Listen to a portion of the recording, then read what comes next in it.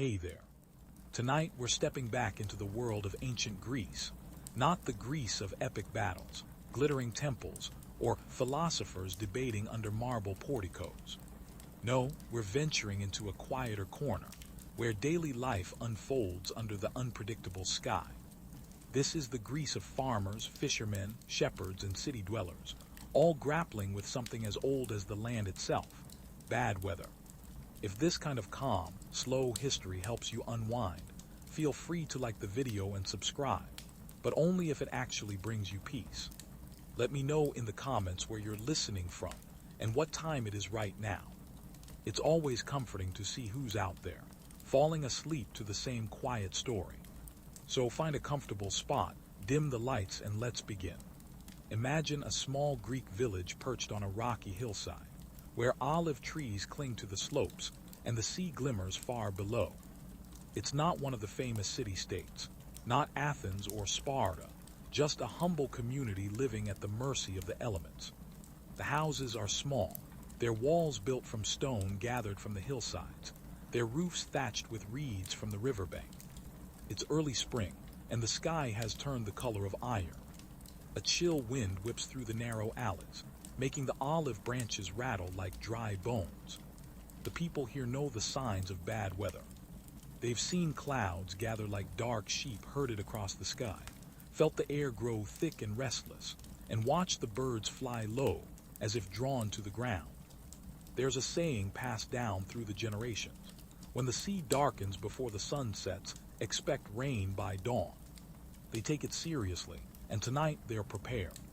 Inside one of the cottages, a family gathers around a small hearth. The fire crackles weakly, fed with branches from the almond trees, and the room smells of wood smoke and wet earth. They've pulled the goats inside, just in case. When storms hit, even the sturdiest pens can fail, and the last thing anyone wants is to search for stray animals in the rain.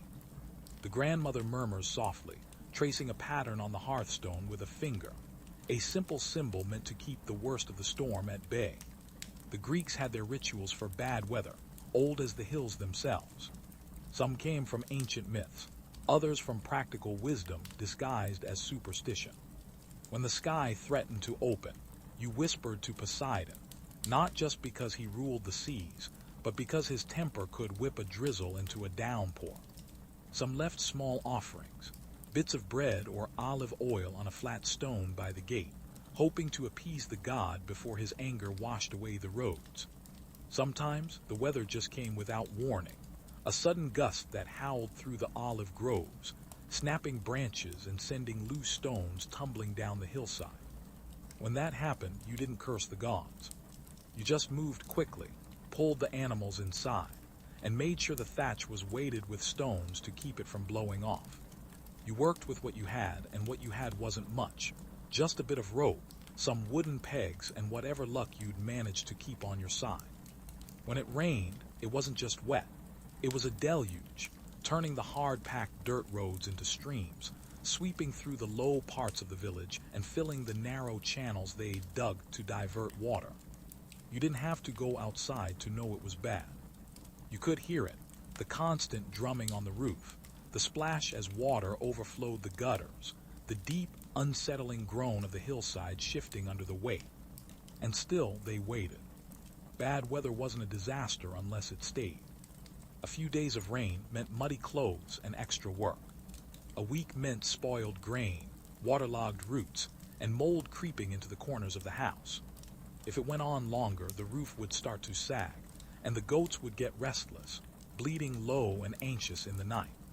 During storms, they kept to simple tasks: mending nets, twisting wool into thread, repairing sandals worn thin from the rocky paths. The children didn't mind at first. It was exciting to watch the sky flash and hear the wind rattle the shutters. But when the rain stayed, soaking everything and making the fire hard to keep lit, the mood in the cottage grew heavy. You couldn't work the fields. You couldn't fish. You just waited and hoped the hillside didn't come down. The villagers believed in omens. If the goats grew quiet before a storm, it meant the winds would be fierce. If the crows gathered on the western hill, it meant the rain would last 3 days. They didn't always believe it, not really, but it gave a shape to the waiting, a way to make sense of what they couldn't control.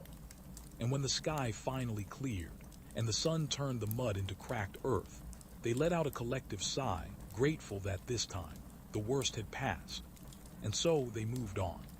They patched what needed patching, dug new channels for the next rain, and hung their cloaks on the olive branches to dry. It wasn't the storms themselves that made life hard. It was the way they stole time.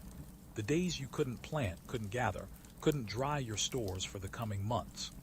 You lived in between the bad weather, working while the sky allowed it, and learning not to resent the sun when it stayed too long or the rain when it came too hard.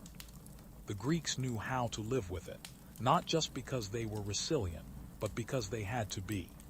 The land didn't care if you were tired or cold. It only cared that you kept moving, kept planting, kept trying to wrestle life from the rocky soil. And when the storms came, you didn't shake your fist at the sky. You just waited it out, like your father did, and his father before him. Because bad weather wasn't just a test. It was a reminder that the world was bigger, older, and far less predictable than anyone could ever control. When the weather finally cleared, life resumed its rhythm, but not without adjustments. The fields were waterlogged, the paths slippery, and the air still heavy with dampness. Farmers took to their fields with cautious optimism, testing the ground to see if it would support a plow or swallow it whole. For the ancient Greeks, patience was a virtue not just in philosophy but in survival. After a heavy storm, it wasn't uncommon to see villagers mending walls and roofs, the thatch having shifted or sagged under the weight of the rain. Clay tiles, if they could afford them, would need resetting. The ground around the house had to be checked for erosion. If a stone wall collapsed, you didn't wait for help. You gathered your neighbors, rolled your sleeves, and started stacking stones again. There wasn't a thought of waiting for better weather, just a quiet, steady determination to put things right. In larger towns like Athens, bad weather presented different challenges. While the countryside struggled with mud and erosion, city dwellers had to contend with flooded streets and overflowing sewers. The ancient Greeks weren't known for sophisticated drainage systems, especially outside the wealthier districts. Streets could turn into small rivers, washing away trash and, occasionally, unsettling the makeshift shelters of those who lived on the margins. The agora, usually buzzing with life, would empty out when the skies turned hostile. Market stalls, covered in simple awnings, couldn't keep the goods dry. Vendors packed up hastily, hoping the rain would pass before the produce spoiled. People gathered under colonnades, wrapped in woolen cloaks, muttering about the gods' displeasure. The temples stayed open, though, and a few pious souls would light offerings despite the wet. Zeus and Poseidon were often invoked during such times, their statues gleaming with rainwater, the incense struggling to stay lit. The sea was a different story altogether. Fishermen were at the mercy of waves that could rise without warning, spurred on by winds that seemed to come from nowhere. A small fishing boat could be tossed like a toy, its oars useless against the fury of Poseidon's whims. Those who made their living on the water knew when to trust their instincts. When the gulls flew inland, when the water took on that peculiar steel-gray hue. On those days, they stayed ashore, mending nets and telling stories of those who hadn't been so lucky. Sailors who found themselves caught in a sudden storm would do what they could, lash themselves to the mast, secure the cargo, and pray to the gods who governed the sea. More than one sailor swore that he'd seen something out there in the waves, something vast and ancient. Whether it was the god himself or just the tricks of lightning and fear, no one could say. But when they reached land, they would give thanks, laying small tokens at seaside shrines to ensure safe passage next time. It wasn't just practical considerations that shaped how the Greeks dealt with bad weather. Their stories and myths were filled with warnings about nature's fury. They knew that nature was unpredictable, not because they lacked knowledge, but because they believed it was ruled by higher powers. And if the gods were angry, there wasn't much you could do but endure. During long periods of bad weather, particularly when the rains didn't stop, villages could become isolated. Paths became impassable, rivers too swollen to cross. People who were used to gathering in the central square to share news found themselves stuck indoors, hoping the roof would hold. It wasn't just the lack of sunlight that made these times hard. It was the feeling of being cut off, left to wonder if neighboring villages were faring any better. During such periods, they would gather around the fire, telling stories to pass the time. Grandparents would recount tales of winters, where the snow piled so high it buried the sheep, or floods that turned entire fields into lakes. These stories served not just as entertainment, but as a reminder that survival was possible, that the land would dry out, the roads would clear, and life would go on. In regions where snow fell, especially in the northern parts of Greece, the challenges were different but no less daunting. Snow could collapse roofs not built for the weight, and frost could kill off early plantings. When that happened, the villagers would wrap their olive trees with reeds to protect them and spread straw around the base to insulate the roots. Fires were kept burning low and steady to conserve fuel, and meals became simpler. Barley porridge and dried figs, maybe a little cheese if they'd stored it properly. And through it all, they didn't complain. Complaining didn't change the weather. It didn't make the sun return any faster or the roads dry out. Instead, they adapted. They took each day as it came, grateful for the clear skies when they arrived and respectful of the storms when they raged. They knew that to live in Greece was to live with the unpredictable, a lesson learned from the land itself, rugged and beautiful, unforgiving and life-giving all at once. Let the rhythm of their patience and resilience guide you into sleep. Sometimes, like the Greeks, all you can do is endure, trusting that clearer days will come. When you wake, the world will seem just a little bit lighter, and the storm, like so many others before it, will have passed. One of the most intriguing aspects of how ancient Greeks dealt with bad weather was their storytelling. For them, the wind, rain, and storms weren't just natural events. They were stories, shaped by the will of the gods. Bad weather wasn't random. It was intentional, a message or a lesson delivered through thunder and rain. Take, for example, the myth of Boreas, the north wind. Boreas wasn't just a cold, biting breeze. He was a mighty god with a wild temper, known for his harsh, freezing blasts that swept down from Thrace. When the bitter wind howled through the mountain passes and sent shivers through the villages, people didn't just complain. They whispered of Boreas in low, respectful tones. They told stories of how he kidnapped Oreithea, the beautiful daughter of the Athenian king, carrying her off to the northern lands where she became his queen. The tale served as a reminder. The north wind could be fierce and ruthless, but it also had a strange, undeniable power. In Athens, it was believed that when Boreas showed his strength, it was sometimes a blessing. During the Persian Wars, the Athenians credited Boreas with destroying part of the Persian fleet by unleashing his winds at just the right moment.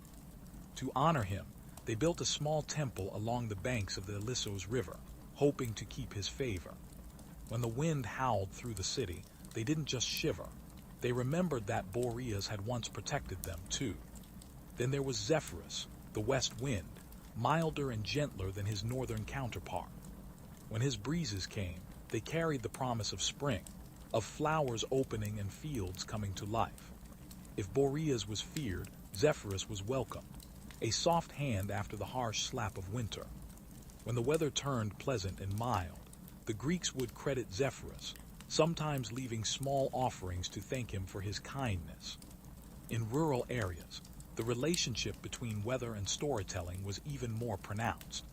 A shepherd, tending his flock on a high hill, might watch the sky darken and murmur a prayer to Helios, hoping the sun god wouldn't abandon them to the storm. Farmers, seeing a drought stretch on too long, might tell tales of Helios' chariot lingering too long in the sky. These stories were more than just myths. They were frameworks to help make sense of the unpredictable. When the rains came after a long drought, it was seen as the gods showing mercy. Villagers would gather, soaking in the downpour as if it were a blessing. They didn't hide from it. They embraced it, lifting their faces to the sky and offering thanks. Children would dance barefoot in the muddy lanes, while elders sat under shelter, nodding and murmuring that Zeus had finally heard their prayers. Even the daily rituals reflected their cautious respect for weather. Farmers would offer the first fruits of their harvest to Demeter, goddess of the earth, hoping to ensure that the rains would come at the right time next season. Fishermen, before casting their nets, would whisper to Poseidon, asking for calm seas and safe returns. It wasn't just superstition. It was a way of acknowledging that human effort alone wasn't enough. Nature had its own rules, and the gods held the strings. During particularly harsh winters, the Greeks turned to hearth rituals to keep hope alive. Families would gather around the central fire, telling stories not just to pass the time, but to keep their spirits warm. They might recount the myth of Persephone, explaining how her time in the underworld brought winter to the earth. Knowing that spring would eventually follow, just as Persephone would return to her mother Demeter, made the cold a little more bearable. For sailors, myths served as both warnings and comfort. The tale of Odysseus struggling against Poseidon's wrath was a cautionary tale, a reminder that the sea could be fickle, even for a hero. When the waves grew too fierce and the winds too cruel, sailors would recall how Odysseus endured by sheer will and cleverness. It didn't make the storms any less daunting, but it reminded them that survival was possible. Sometimes the myths weren't grand or epic. They were local, small stories passed down through families. An old man might remember a winter where the river froze solid, and his grandfather swore that Boreas had wandered too far south, looking for his lost love. A fisherman might claim that the best catch came right after a thunderstorm, because Zeus' lightning had frightened the fish closer to shore. These little tales wove the weather into everyday life, giving each gust of wind or drop of rain a story of its own. And so, when the weather turned bad, the Greeks didn't just endure, they interpreted, weaving the storms and winds into the broader tapestry of their beliefs. It wasn't about fighting the weather or cursing it. It was about understanding it, finding the pattern hidden within chaos. They saw themselves as part of the world, not separate from it, and their stories reflected that harmony, even when the sky seemed anything but peaceful. As the fire burned low and the wind outside softened to a whisper, families would settle in, the stories still hanging in the air like a protective charm. Sleep would come, slow and steady, as they remembered that the same gods who brought the storm could also bring the sun. In that quiet space between waking and dreaming, they trusted that morning would come, and with it, a new story shaped by the light. When morning came after a night of storms, the first light would filter through the small windows, dim and tentative. Families would wake slowly, stiff from a night spent huddled close to the hearth. The air would still feel damp, but there was a cautious optimism in the way people moved, a sense that surviving the storm was a small victory. The first task was to check the damage. In a village built on practicality, every structure bore the marks of past weather, and there was no shame in admitting that some repairs were temporary at best. If the roof had held, that was good enough. If the water had stayed out, even better. Any broken beams or loosened stones would be fixed as soon as the ground was solid enough to stand on. In the fields, things were rarely as hopeful. Heavy rain could flatten barley, wash away newly planted seeds, or turn fertile soil into a muddy mess. The farmers moved carefully, stepping around the deepest puddles, assessing the state of the crops. Sometimes they would stop and whisper a few words to Demeter, asking for the earth's blessing. They knew that not every storm left its mark so lightly. One of the first places to check was the granary. Even with precautions, sometimes the thatch would leak, and a single night of water soaking the stored grain could mean weeks of labor ruin. The smell of damp barley was unmistakable, and it sent a shiver through anyone who opened the doors to check. Mold spread quickly, and once it took hold, there was little to do but salvage what hadn't been spoiled and accept the loss. In the coastal towns, the fishermen were up early, inspecting their boats. A night of high winds could drag smaller vessels onto the rocks or snap the mooring lines. Nets that had been left out to dry might be tangled, shredded by the force of the wind. Mending them became a priority, with men and boys sitting cross-legged, hands busy with knots and patches while they shared stories of past storms, ones that seemed worse or somehow more forgiving. For the Greeks, the aftermath of a storm was as much about rebuilding as it was about remembering. People shared stories from the night before, how the wind seemed to scream like a banshee, how the river rose higher than anyone could remember, how the goats had huddled in the corner, too frightened to sleep. Sharing these stories wasn't just about recounting danger. It was about weaving the experience into the collective memory, a way of saying, we survived and will survive again. In larger cities, bad weather could be surprisingly communal. Neighbors would step out of their homes, nodding to each other with that look that said, we made it through. Children, released from the confines of indoors, would splash through puddles, their laughter breaking the tension that had settled over the streets. Market stalls would cautiously reopen, sellers wiping rainwater from their goods and greeting each other with wry smiles. The temples, of course, would see more visitors than usual. People would bring small offerings, flowers, bread, a little wine, leaving them on the stone altars with murmured thanks. The priests would recite prayers, asking for continued protection and giving reassurance that the gods were, after all, just reminding mortals of their power. No lasting harm had come, and that was worth celebrating in its quiet, understated way. There was a sense after a storm that the world had been reset. The air smelled fresher, the leaves glistened with raindrops, and the sun seemed warmer than before. Even if the damage was significant, the fact that life continued was enough. The villagers would meet in the agora, sharing news about whose roof needed fixing and who might need help gathering fallen branches. Bad weather didn't divide them. It pulled them closer, reinforcing the bonds that kept the community whole. Of course, not every storm passed without leaving a scar. Sometimes livestock would be lost, carried away by flooding or killed by falling debris. Sometimes a weak wall would give in, and a family would find their home partially collapsed. When that happened, neighbors rallied to help. Rebuilding was a communal effort, and no one would be left to manage on their own. This resilience wasn't just practical. It was rooted in their understanding of how the world worked. The Greeks knew that life was unpredictable, and that hardship was part of existence. They didn't fight the elements. They adapted, making small adjustments to their routines and maintaining a mindset that valued perseverance. Complaints were rare, not because people didn't feel the strain, but because voicing them didn't help. Action did. On the days after storms, the village elders would often gather in the sunniest spot, drying their cloaks and talking quietly. They would discuss what repairs needed to be made and share advice on how to fortify the houses for the next inevitable onslaught. Sometimes they would tell stories from when they were young, how storms seemed wilder back then, how they once saw lightning strike an olive tree and split it clean in half. Young people listened carefully, not interrupting, soaking in the lessons of both survival and acceptance.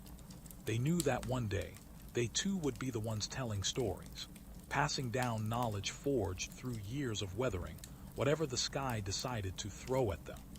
As the day went on, life slowly returned to its usual rhythm. The firewood was dried out, the animals were fed, and the first proper meal after a storm was always more satisfying than usual. Bread tasted sweeter, and even the simplest stew seemed more comforting. There was something about surviving that made the ordinary feel just a bit extraordinary. And at night when the stars came out and the air felt cooler, families would sit outside, their hands busy with small tasks, and quietly thank the gods that they were still here, still whole, still moving forward. Bad weather was part of life, but so was resilience. And as they drifted to sleep, the gentle hum of the crickets outside was a reminder that calm always followed the storm, just as night followed day. Sometimes the challenges brought by bad weather weren't just physical, they were mental and emotional. Ancient Greeks, like people everywhere, were affected by the uncertainty that storms brought. Not knowing when the rain would end, or how much damage it would leave behind, could make even the most resilient souls feel uneasy. This is where the role of community became essential. In those small villages where everyone knew each other, no one faced bad weather alone. After the rain had stopped and the winds had quieted, families would gather, sometimes at the edge of the village or around the central hearth, and simply talk. Sharing stories wasn't just about passing the time. It was about making sense of the chaos they had just endured. One story that might be told on such an evening was that of Deucalion and Pyrrha, the ancient Greek equivalent of the flood story. When Zeus decided to destroy humanity for its wickedness, he sent a great flood to cover the earth. Only Deucalion and his wife Pyrrha survived, floating on a small boat until the waters receded. As they wandered the desolate world, they prayed for guidance on how to rebuild. The gods told them to throw the bones of their mother over their shoulders, which they interpreted to mean stones from the earth. Where the stones fell, they turned into people, and humanity was born anew. This story wasn't just a myth. It was a reminder that even after the worst disasters, life could begin again. The Greeks didn't just tell such tales to entertain. They used them to reflect on the reality that storms, floods, and unpredictable weather were part of life's cycle. After a particularly fierce storm, telling the story of Deucalion and Pyrrha was like saying, "We've been through this before. We survived. We will again." On those clearer days, once the sky returned to its familiar blue, and the earth dried enough to walk without sinking, the Greeks knew they couldn't linger too long in their relief. Work had to resume. The sheep needed grazing, the olives needed tending, and the sea wouldn't fish itself. Farmers would check the trees for broken branches, while potters, whose kilns had been cold and damp, would fire them back up, hoping the clay hadn't cracked from the moisture. Craftsmen and artisans would sometimes take advantage of the enforced downtime that storms brought. A blacksmith might sharpen tools or mend broken iron fittings indoors, while weavers continued their work by lamplight, their looms softly clicking in the corner. Even in the calm after the storm, productivity was essential. They knew that the time lost to bad weather couldn't be regained, so they didn't dwell on it. Instead, they focused on what could be done right now. The younger children, restless from being cooped up, would run outside as soon as they could, making games of the leftover puddles, splashing each other and chasing the chickens that had also ventured out. Laughter returned to the village, cautious at first, then more confident as the sun dried the mud into cracked patterns on the road. In the evenings, the elders would sit together and discuss how the weather had changed over the years. They remembered harsher winters or summers that seemed to stretch on forever, but they always concluded with the same sentiment. It always passes. The storms come and go, but the village remains.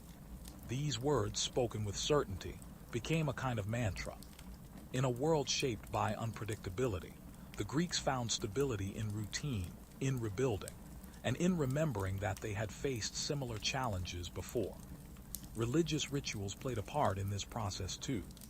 After particularly devastating storms, some villages would hold small ceremonies at the local shrine, offering oil, bread, or wine to appease the gods. They might light a fire and let the smoke rise, hoping it would reach Zeus or Hera and remind them to temper their wrath.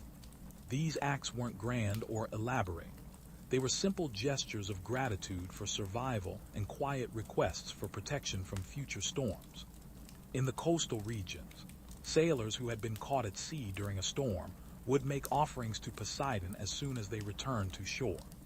A small fish or a cup of seawater poured over the rocks might seem like a modest gift, but it carried a weight of sincerity. Sailors knew that surviving a storm wasn't just about their skill, it was about the sea's mercy. Acknowledging that kept them humble and respectful.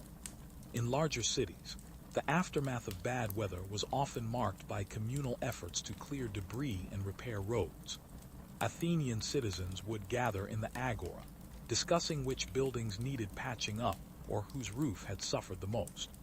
The city's officials might order repairs to public fountains or drainage channels, knowing that stagnant water could bring sickness.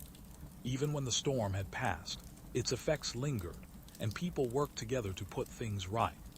During this time, storytellers would emerge, spinning tales of how the gods had fought over the sky, or how a particularly fierce wind was actually Boreas, chasing his beloved across the mountains.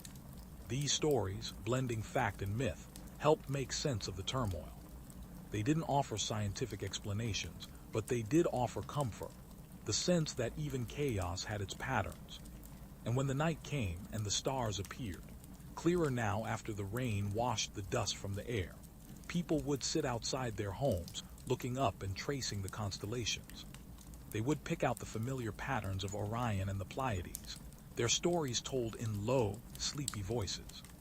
There was a kind of peace in seeing the sky calm and bright again, reminding everyone that even after the wildest weather, the world could feel gentle once more. And as sleep came, people didn't fear the night or the coming days. They had weathered the storm, patched their roofs, and soothed their animals. They had whispered to the gods, told their stories, and moved forward. In ancient Greece, resilience wasn't about defying the storm. It was about living through it, adjusting, and greeting the sun when it returned. The air might still be cool, the ground still damp, but the world had a way of righting itself, just as people did. As the days stretched on, life slowly settled back into its familiar patterns. Fields that had been sodden began to dry out, and villagers took the opportunity to walk the paths, assessing where the ground had shifted or where stones needed to be replaced. In the heart of the village, people spoke of the storm in past tense, already transforming it from a threat into a memory. The aftermath of bad weather often brought unexpected changes. Rivers that had swelled and overflowed their banks left behind new channels, forcing villagers to rethink where they would draw their water. Sometimes the rain carved new paths through the hills, revealing stones or roots that hadn't been visible before. Children would race to see what the water had uncovered, sometimes finding smooth pebbles or odd-shaped branches carried down from the higher ground. The animals seemed to sense the shift, too. After days of being confined indoors or in sheltered pens, they wandered more freely, sniffing at the earth and shaking off the damp. Shepherds would cautiously take their flocks to higher pastures, grateful that the wind had softened and the sky remained a pale, calm blue. Bad weather wasn't always destructive. Sometimes it was just a reminder of how small and fragile human life could be against the elements. The Greeks didn't dwell on this vulnerability. They acknowledged it and then moved on, channeling their energy into rebuilding. There was no grand speech or declaration of triumph, just a quiet return to routine, as if to say, the world is unpredictable, but we're still here. When the storms lingered longer than expected, communities had to dig deeper into their reserves, both of food and of spirit. There were stories from harsher years when the rain seemed endless, when the fields couldn't be planted, and stored grain ran low. In those times, people relied on their networks, trading what little they had and leaning on neighbors for support. A loaf of barley bread, shared between families, felt like a feast when provisions were dwindling. Sometimes, the bad weather wasn't a single storm, but a season that refused to break. When the sun didn't shine for weeks, or when cold winds settled in earlier than expected, there was little to do but wait. Families would ration what they had, stretching meals as thin as possible. Even in hardship, they kept some rituals, lighting a small lamp at night, singing quiet songs to keep the children calm, and talking about the warmth that would return someday. Despite their resourcefulness, there were moments when even the most stoic villagers felt the weight of it all. An old woman might sit by the fire, her hands busy spinning wool, while her thoughts drifted to springs long past when the flowers bloomed earlier and the air smelled of sweet herbs. A young man, itching to plant his small plot, might sharpen his tools again and again, more out of frustration than need. Yet there was also resilience woven into these quiet struggles. People found small ways to brighten the dark days, carving wooden toys for the children, weaving colorful patterns into the fabric, or baking flatbread with wild herbs gathered from the hills when the rain paused. These little acts of normalcy kept despair at bay, reminding everyone that the world, despite its hardships, still held beauty. In cities like Athens, bad weather didn't just affect daily routines. It also impacted the grander rhythms of public life. If the rain didn't let up, festivals might be postponed, and athletic events would be held indoors if at all. The great assemblies, where citizens debated and made decisions, would be sparsely attended if the roads were too muddy or the wind too fierce. People valued their civic duty, but no one wanted to be caught in a sudden downpour on the way to the Phoenix.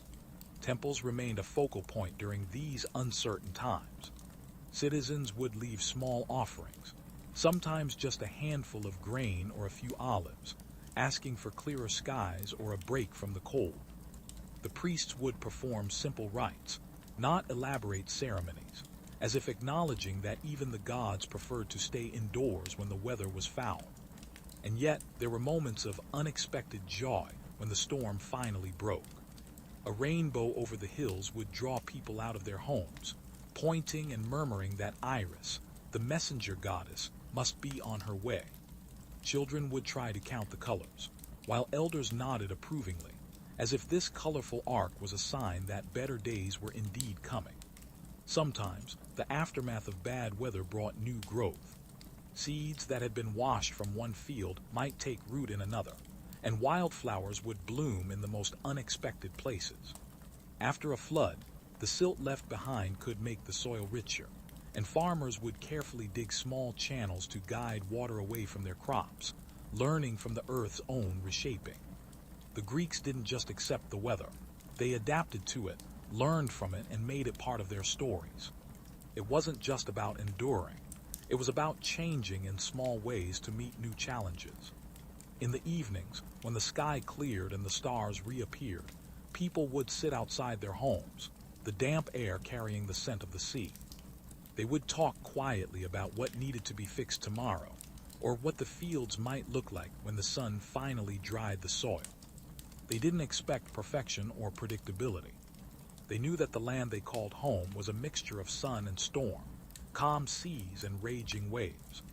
Accepting that balance made it easier to weather the bad days, knowing that clear skies would return, even if just for a while. As they drifted to sleep, the last thoughts were not of the storm, but of the plans they would set in motion when the morning light broke over the hills. The world was unpredictable, yes, but that didn't mean they couldn't shape their own small part of it. In the quiet of the night, their breathing evened out, and the village settled into sleep, wrapped in the knowledge that life always moved forward, no matter how fierce the wind had blown. One of the most enduring aspects of Greek life, even in the face of bad weather, was the role of tradition. When faced with uncertainty, the Greeks didn't just rely on practicality. They leaned on customs that had been handed down for generations. These traditions didn't just offer guidance. They offered comfort, a sense of continuity that weather couldn't erode. One such tradition was the sharing of food after a storm. Whether the bad weather lasted a day or a week, there was a communal understanding that once it passed, people would come together. Someone might bring out olives, another a small loaf of bread, and if a fisherman had been lucky, there might even be dried fish to share. It wasn't a feast, but it was a way of acknowledging that they had made it through once again. The sharing of food wasn't just about nourishment. It was a reaffirmation of community bonds. It reminded people that no matter how fiercely the wind had blown or how heavily the rain had fallen, they were still here and they were still together. This sense of solidarity was a quiet kind of celebration, a collective sigh of relief that they had endured. Another tradition that followed bad weather was the telling of omens. Elders would gather, reflecting on what the storm might mean for the future. Had the lightning struck too close to the temple? Had the river changed course, cutting into a field that had never flooded before? These signs were discussed not as scientific phenomena, but as messages that needed interpreting. Sometimes, a particularly fierce storm was seen as a warning, a sign that the gods were displeased. In these cases, the community might organize a small ritual, a quiet offering at the shrine, a prayer for forgiveness, or a simple act of mending something broken, as if repairing a fence could somehow mend the balance between mortals and the divine. In some regions, particularly those more exposed to the northern winds, there were practices to appease Boreas specifically. People would weave small charms from straw, shaped like windmills, and hang them near their doorways. These simple offerings were meant to catch the wind's attention, a subtle reminder to Boreas that the people respected his power and didn't wish to provoke his wrath. If the storm had been a warm southern one, driven by Notus, the god of the south wind, the villagers would offer cool water at the shrine, hoping to balance the heat and moisture that made the air heavy and the fields prone to rot. Each wind had its personality, and the people treated them accordingly, as if engaging with an unpredictable guest. In cities, the response to bad weather was more practical, but no less rooted in tradition. After heavy rains, the streets needed clearing, and the public fountains had to be checked for silt and debris. Athenian officials would oversee these tasks, but it was often the common citizens who did the work, chatting as they cleared drains or righted fallen market stalls. The sense of civic duty was strong, and people didn't see the cleanup as drudgery, but as part of maintaining their shared space. The philosophers, too, found something to say about bad weather. Stoics would remind their students that discomfort was temporary, and that true wisdom came from accepting what one couldn't control. Epicureans, on the other hand, might focus on finding small pleasures even amid inconvenience. A hot meal after a wet day, a dry cloak hung near the fire. To them, resilience was less about stoicism and more about seeking comfort in the little things. For many Greeks, poetry and song offered solace when the weather wore them down. An old man might recite a few lines from Hesiod about the changing seasons, while younger voices joined in with familiar melodies. The act of singing wasn't just for entertainment. It was a way to lift spirits, to remind one another that even in hardship, beauty persisted. When the storms came at sea, sailors had their own rituals. They would tie knots in a piece of rope, whispering to Poseidon as they did, asking for safe passage. Later, if the weather turned rough, they would carefully untie the knots, believing that releasing the tension in the rope might also release the storm's grip. Whether or not it worked didn't matter as much as the belief itself, a way to focus on something tangible when the sea's fury made survival feel uncertain. In coastal villages, where fishing was a way of life, bad weather didn't just mean disruption, it could mean loss. If a boat didn't return, people would gather at the shoreline, eyes fixed on the horizon, hoping to see familiar sails. Sometimes the sea gave back what it took, a battered vessel, a few nets washed ashore. Other times it didn't, and a quiet grief would settle over the village, heavy and unspoken. But life didn't pause. Even in mourning, people had to carry on, mending, planting, preparing for the next storm, because there would always be another one. The sea was both giver and taker, and to live near it was to accept that truth without bitterness. In more isolated communities, where neighbors were few and distances long, bad weather created an enforced solitude. When the roads became impassable, people settled in, not with frustration but with a kind of acceptance. It was a time to repair tools, spin wool, or tell stories by the fire.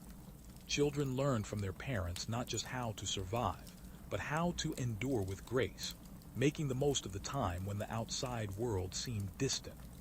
These slower, quieter moments weren't wasted. They became a time of reflection, a chance to think about the fields that would need tending once the rain stopped, or to plan for the next market day when the roads were clear. It wasn't about resenting the weather, but about folding it into the rhythm of life. And as the night drew on and the air cooled, families would settle into sleep with the knowledge that they had faced the worst and come through intact. The gods, the winds, the rain, they were all part of the world, and the Greeks, ever practical, ever resilient, knew that to live meant to adapt. They didn't curse the storms. They braced for them, endured them, and found ways to grow stronger because of them.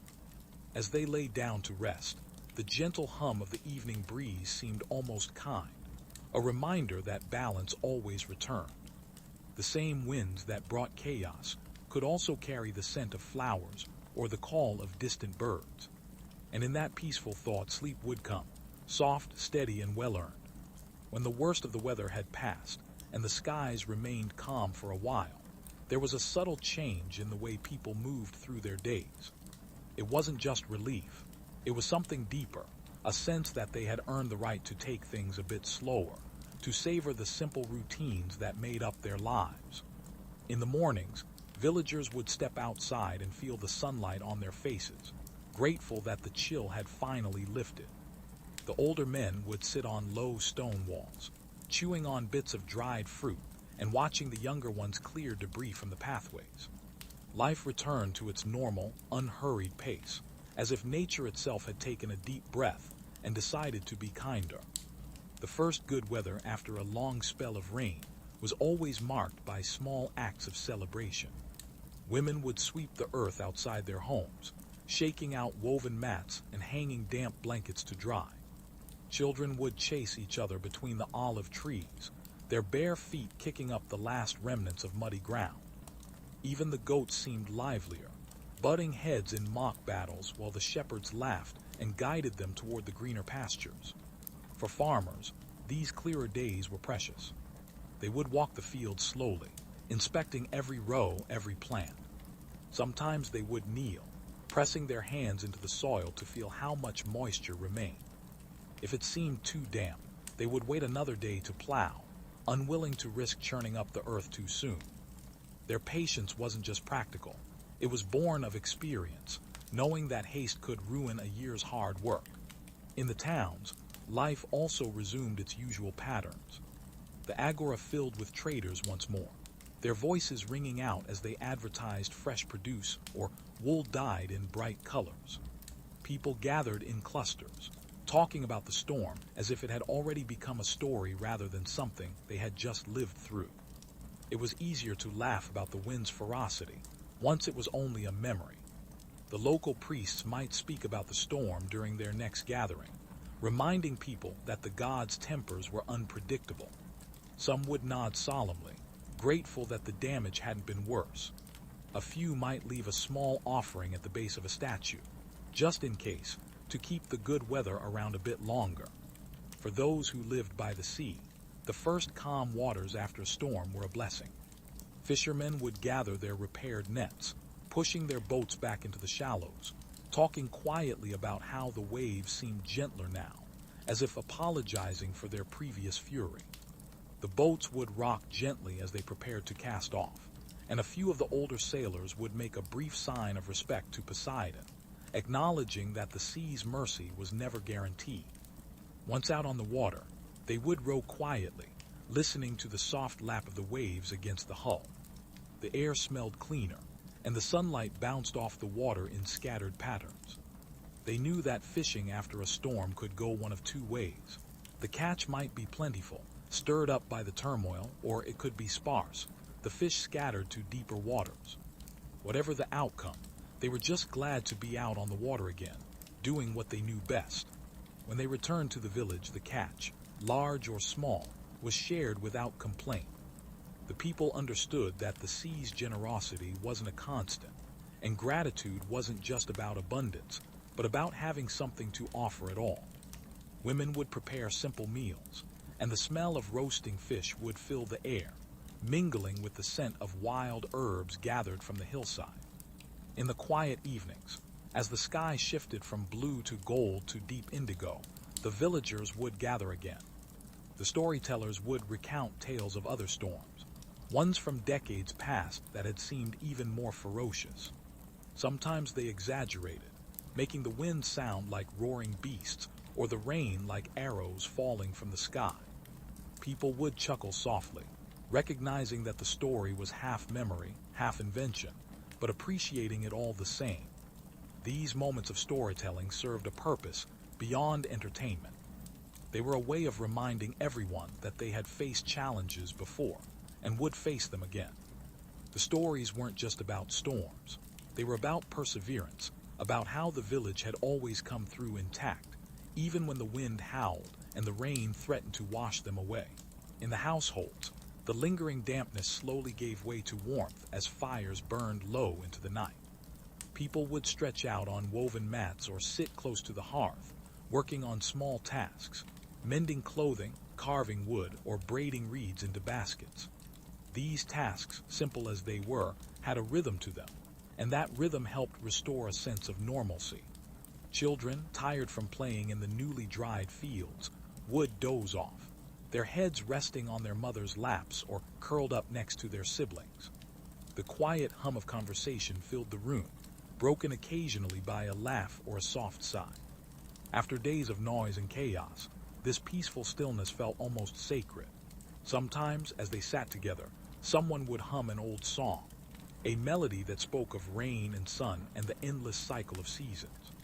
Others would join in, their voices low and steady, as if singing could help seal the calm, keep it from slipping away too soon. They knew that good weather couldn't be summoned or held, but they could at least enjoy it while it lasted. When sleep finally came, it was gentle, like a warm blanket pulled snug around weary shoulders. The night air was cool but not biting, and the wind that moved through the olive groves carried no threat, only a soft rustle like distant waves. Dreams came easily, full of light and color, far removed from the dark skies and thundering storms of the past days. And so, life continued. The fields would soon be ready, the goats would find new grazing spots, and the sea would once again yield its catch. The people didn't rush forward. They moved carefully, respecting the fragile balance that had returned. They knew that the weather, like fate, could change without warning. But for now, they slept soundly, trusting that the morning would bring clear skies and the slow, reassuring rhythm of normal life. As the days of calm stretched on, the ancient Greeks settled deeper into the rhythm of recovery, their lives shaped by the subtle interplay between the land and the sky. The village, now bathed in sunlight, hummed with quiet activity. Farmers walked their fields, their eyes scanning for signs of new growth or lingering damage. The air carried the scent of wet earth and blooming herbs, a reminder that even after the fiercest storms, the world had a way of renewing itself. In these moments of peace, the Greeks didn't just work, they reflected. Bad weather wasn't merely an inconvenience. It was a teacher, imparting lessons about patience and preparation. Every storm left behind small clues about how to better withstand the next one. A farmer might notice how the water had pooled in one corner of his field, prompting him to dig a shallow trench to guide future runoff. A shepherd might reinforce the pen where his goats had huddled, adding stones to the low walls to keep out the wind. These were small acts, done without fanfare, but they carried the weight of survival. The women of the village played a vital role in this recovery. While the men tended to the fields and livestock, the women worked to restore order within the home. They swept out the last of the mud that had crept in during the rain, scrubbed the hearthstones, and aired out the heavy woolen blankets that had grown musty. If the storm had damaged the thatch, they would climb onto the roof alongside their husbands, weaving fresh reeds into the gaps and securing them with practiced hands. Their work was steady, unhurried, and essential, ensuring that the household could withstand whatever came next. In the evenings, as the sky turned a soft pink and the first stars appeared, families would gather outside their homes, sitting on low benches or flat stones. The air was cool but not biting, and the gentle chirping of crickets filled the silence. Someone might bring out a small clay jug of watered wine, passing it around as they talked about the storm, not with fear, but with a kind of quiet respect. They spoke of how the olive trees had bent but not broken, how the goats had bleated through the night but were now grazing contentedly. These conversations weren't dramatic. They were the slow, steady weaving of a shared experience, a way to make sense of the chaos that had passed. Children, always eager to contribute, would listen wide-eyed to these stories, their small hands busy with tasks like braiding ropes or sorting dried beans. They learned not just how to mend a net or patch a roof, but how to carry themselves through uncertainty. The elders would often pause to share a proverb, something like, "The wind tests the tree, but the roots hold fast." It was a simple phrase, but it stuck with the young ones, a reminder that strength wasn't about resisting the storm but about enduring it. The Greeks also turned to their gods during these quieter moments, not with grand sacrifices, but with small, heartfelt gestures. A farmer might pour a few drops of oil onto the earth before planting, murmuring thanks to Demeter for the soil's fertility. A fisherman preparing his boat for the next trip might tie a small charm, a shell or a piece of knotted rope, to the prow, whispering to Poseidon for calm waters. These rituals weren't about bargaining with the divine. They were about acknowledging that human effort was only part of the equation. The gods, like the weather, had their own rhythms, and the Greeks respected that. In the coastal villages, where the sea was both livelihood and threat, the return of good weather brought a cautious optimism. Fishermen would gather at dawn, their boats lined up along the rocky shore, their voices low as they discussed the tides. They knew that the sea could be generous after a storm, stirring up schools of fish closer to the surface, but they also knew it could be deceptive, hiding strong currents beneath a calm exterior. Before setting out, they would check their nets carefully, repairing any tears and weighting them with small stones to ensure a good catch. As they rowed out, the water would glisten under the morning sun, its surface smooth as polished stone. The men worked in pairs, one rowing while the other cast the net, their movements synchronized from years of practice.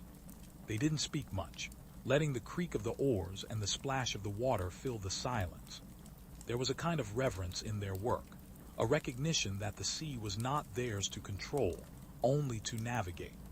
When the nets came up heavy, they would smile quietly, offering a nod to the horizon as if thanking the gods for their generosity. Back on shore, the women and children would help sort the catch, separating the fish into baskets and setting aside the smallest ones for bait. The air would fill with the salty tang of the sea and the chatter of neighbors, some bartering for a share of the haul, others offering bread or olives in exchange. It was a communal effort, not driven by obligation, but by the understanding that everyone's survival depended on shared resources. A good catch didn't just feed one family, it strengthened the entire village. In the fields, the work was slower but no less critical. Farmers would spend hours clearing debris, broken branches, scattered stones, clumps of mud that had washed down from the hills. They moved methodically, their hands calloused from years of gripping wooden plows and hauling baskets of grain. If the soil was still too wet, they would focus on other tasks, sharpening tools, mending fences, or checking the olive trees for signs of rot. Every action was deliberate, guided by the knowledge that the land demanded patience. Sometimes, the storms left behind unexpected gifts. A flood might deposit rich silt in a field, making the soil more fertile than before. A farmer would notice this with a quiet nod, spreading the new earth evenly across his plot, grateful for the land's small mercies. Other times, the rain would uncover something buried, a smooth stone perfect for a wall, or a shard of pottery from some long-forgotten ancestor. These discoveries were treated with care, often placed on a household shrine as a reminder of the past and its connection to the present. The Greeks didn't just rebuild after a storm, they adapted. If a path had washed away, they might carve a new one, slightly higher up the hill to avoid future flooding. If a wall had collapsed, they would rebuild it stronger, mixing clay with straw to make the stones hold better. These changes were small, but they added up over time, shaping the village into something more resilient with each passing season. As night fell, the village would grow quiet, the only sounds the soft bleating of goats and the distant lap of waves against the shore. Families would gather around their hearths, the fire casting flickering shadows on the stone walls. They might share a simple meal, barley bread, a few olives, perhaps a small piece of cheese if the stores had held up. The food wasn't lavish, but it was enough, and the act of eating together felt like a small victory after days of uncertainty. Sometimes an elder would tell a story, their voice low and steady, weaving a tale of a storm from years past. They might speak of a winter when the snow fell so thick it buried the paths, or a summer when the rain came so suddenly it caught the shepherds in the hills. These stories weren't just memories. They were lessons, reminding everyone that the weather was a constant companion, sometimes kind, sometimes cruel, but always part of life. As the fire burned low, the family would settle into sleep, their bodies tired but their spirits calm. The storm was behind them, and the clear skies ahead offered a chance to rebuild, to plant, to prepare for whatever came next. They didn't dwell on the hardship. They simply moved forward, their lives a quiet testament to resilience and adaptation. In the days that followed, the village would take on a renewed energy. The children, no longer confined indoors, would race through the fields, their laughter echoing across the hills. The women would weave new baskets, their fingers nimble as they twisted reeds into tight patterns. The men would return to their tasks with a sense of purpose, knowing that every seed planted, every fence mended, was a step toward security. And so, the Greeks lived with the weather, not against it. They understood that the storms would come again, just as the sun would return. Their lives were built on this balance, a delicate dance between preparation and acceptance. As they drifted to sleep under a starlit sky, they carried with them a quiet confidence, not in controlling the elements, but in their ability to endure, to adapt, and to find meaning in the rhythm of the seasons. As the village settled into the calm after the storm, the ancient Greeks turned their attention to the longer work of preparing for the seasons ahead. The clear skies were a gift, but they were not a promise. The memory of the recent rains lingered, a quiet reminder that the weather could shift without warning. In this fragile peace, the Greeks found purpose, channeling their energy into tasks that would fortify their homes, their fields, and their spirits against the next inevitable challenge. In the fields, the farmers moved with a careful rhythm, their tools worn smooth from years of use. They knew that the soil, still heavy with moisture, needed time to breathe before it could be worked. Some would walk the edges of their plots, pulling weeds that had sprouted in the damp, while others repaired the low stone walls that marked their boundaries. These walls, built from rocks cleared from the fields generations ago, were more than just markers. They were a testament to the labor that had shaped the land, storm after storm. The olive trees, which stood like silent sentinels across the hills, were checked with particular care. A heavy storm could loosen their roots or strip their branches, and the farmers would kneel beside them, inspecting for damage. If a tree had been weakened, they might prop it with wooden stakes or pack the soil tighter around its base. The olives were a lifeline, not just for food but for oil, which lit their lamps and fueled their trade. Losing even one tree was a blow, and they treated each with the reverence of something sacred. In the village, the women continued their work, their hands never idle. They sorted through stores of grain, separating what was still good from what had begun to mold. If the damp had crept into the jars, they would spread the grain on flat stones to dry in the sun, turning it gently with their fingers. This was slow work, but it was vital. Every kernel saved was a meal secured for the leaner months. They spoke as they worked, sharing stories of past storms or plans for the next market day, their voices a soft hum that blended with the rustle of the breeze. Children, too, had their roles. The younger ones might be sent to gather kindling from the hills, their small arms cradling bundles of twigs and dried leaves. Older children helped with heavier tasks, carrying water from the spring, feeding the animals, or learning to mend nets under the watchful eyes of their parents. These tasks weren't just chores. They were lessons in responsibility, teaching the young that survival was a shared effort, woven into the fabric of daily life. In the coastal towns, the fishermen took advantage of the calm seas to venture farther from shore. They knew that the storms could scatter fish to deeper waters, and they rowed with steady determination, their eyes scanning the horizon for signs of change. The sea was quieter now, its surface rippling gently under the sun, but the fishermen never fully trusted it.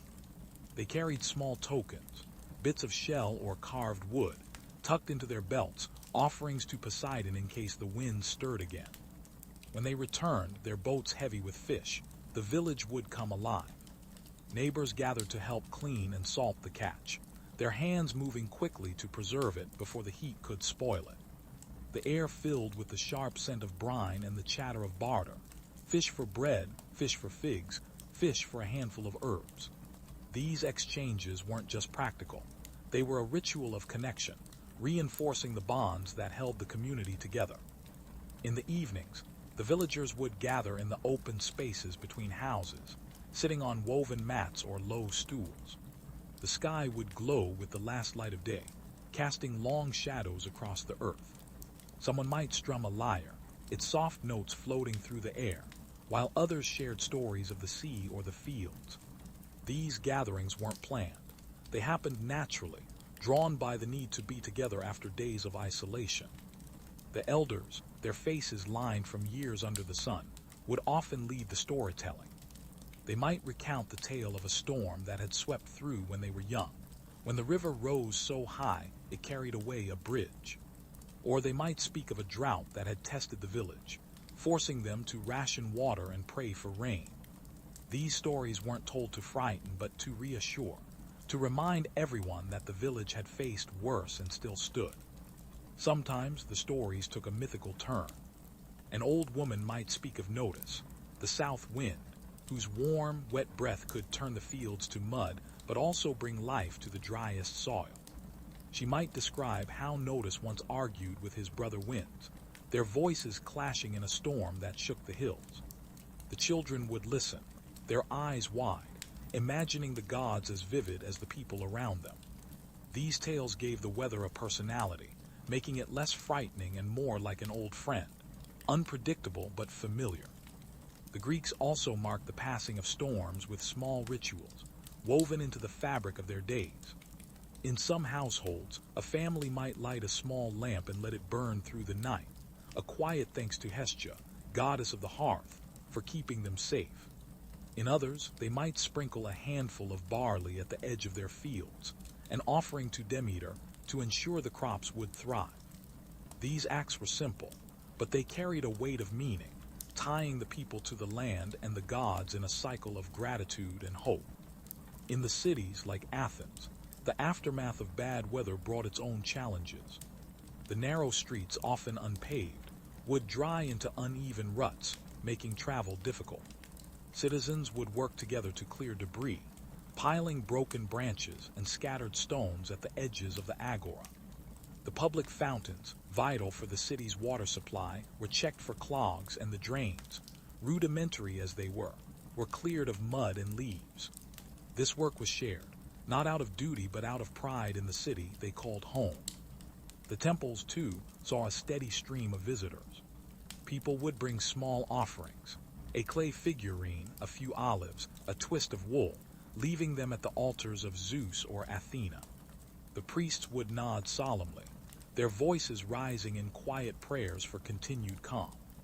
These moments weren't grand ceremonies. They were the heartbeat of the city, a collective acknowledgement that survival was a gift, not a guarantee. For the philosophers, bad weather offered a chance to reflect. In the shaded colonnades, they might discuss how the storms mirrored life's unpredictability, urging their students to find peace in acceptance. A Stoic might argue that the rain was neither good nor bad. It simply was, and wisdom lay in meeting it with calm. An Epicurean might counter that the joy of a dry cloak or a warm meal after a storm was proof that pleasure could be found even in hardship. These debates, though abstract, trickled into the wider culture, shaping how the Greeks thought about resilience. As the days grew warmer and the earth dried, the villagers began to look ahead. They knew that the cycle of seasons would bring new challenges, perhaps a drought in summer or cold winds in winter. They prepared not with fear but with practicality, storing extra grain, repairing tools, and teaching the young the skills they would need. Every task, no matter how small, was a step toward stability, a way to anchor themselves against the whims of the sky. In the quiet of the night, as the village slept, the stars would shine with a clarity that only came after rain. The air was cool, carrying the faint scent of time from the hills. Families rested easily, their dreams filled with the steady rhythm of planting, weaving, fishing. tasks that tied them to the land and to each other. They didn't fear the next storm, because they knew they could face it, just as their ancestors had. And so the Greeks moved forward, their lives a delicate balance of work and rest, preparation and acceptance. The weather was their constant companion, shaping their stories, their rituals, and their resilience. As they drifted to sleep, the gentle rustle of the olive trees outside was a reminder that the world, for all its unpredictability, was also generous, offering moments of calm to those who knew how to wait.